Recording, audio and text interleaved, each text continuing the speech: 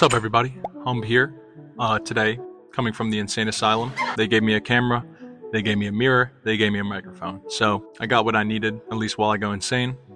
I can give you a banger. So let's get it. The early 2000s was the last era of childhood before constant connectivity changed everything. We experienced the internet when it still felt like a discovery, not an addiction, not an essential part of everyday life. There's just something about the early 2000s that feels untouchable. Not just nostalgic, not just back when things were better. It feels like a moment in time that can never be replicated. We had the internet, but it wasn't everywhere. We had video games, but they didn't follow us around in our pockets. We had freedom, and we took for granted how sweet that really was. If you grew up in the early 2000s, you probably don't miss the technology, you miss the feeling. When the sun shone brighter and the summer breeze gave you a high that no drug could ever emulate. But why does it feel so different? Why does life just not hit the same anymore? Are we going to spend our lives chasing a high that can't be caught? Do older generations feel the same about their childhoods?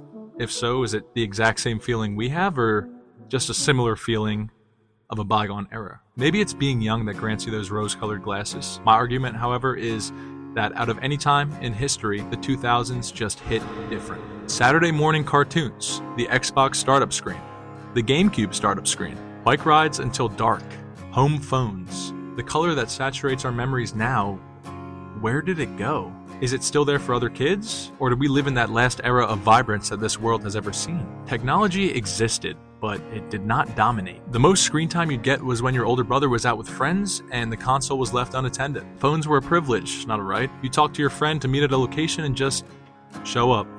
No texts, no blowing up his phone on some where you at type shit. You just sat there and waited for him hoping he'd arrive. And he almost always did. You had the internet, but not in your pocket. The internet was still a budding phenomena that nobody could really grasp. You had social connection, not social comparison. Social medias have driven confidence down to hell. And with the rise of AI, it doesn't seem to be slowing down anytime soon. You went outside, but you also gamed. Back then, there were times where your imagination was your only ally, embedding our minds with entertainment when there may have been nothing but our thoughts, which means you experienced boredom, which built creativity. Nowadays, adults and kids alike spend a couple of seconds with their own thoughts and decide they're better off in this endless loop of slop than with their own minds. The rise of smartphones absolutely obliterated critical thinking in today's world. Not that there aren't still kid geniuses, but the average kid can't listen to a damn sentence without mentally drifting away and needing some sort of swiping dopamine. Algorithm feeds were completely unknown. There weren't people who study and abuse algorithms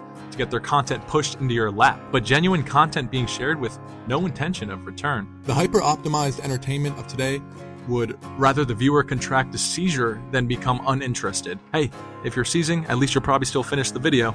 Can't click away if you're seizing. And I don't mean to sound like an old man here, but it's crazy to think about how different it is for kids growing up today. And yes, people my age at the time I was growing up were probably saying the same thing. But my argument to them would be they've never experienced prime Fortnite, prime Minecraft, the rise of trading cards, spending all day with your buddy to be excited to go game with them later after spending the whole day playing cops and robbers in some random forest and luckily making it home by sundown. I think where us 2000s kids found ourselves growing up was the sweet spot, a balance of being outdoors and being somewhat linked up online. We didn't know then that things would change so fast we'd barely be able to keep up. But hey, maybe I'm just a nostalgic old man who looks back at those times fondly.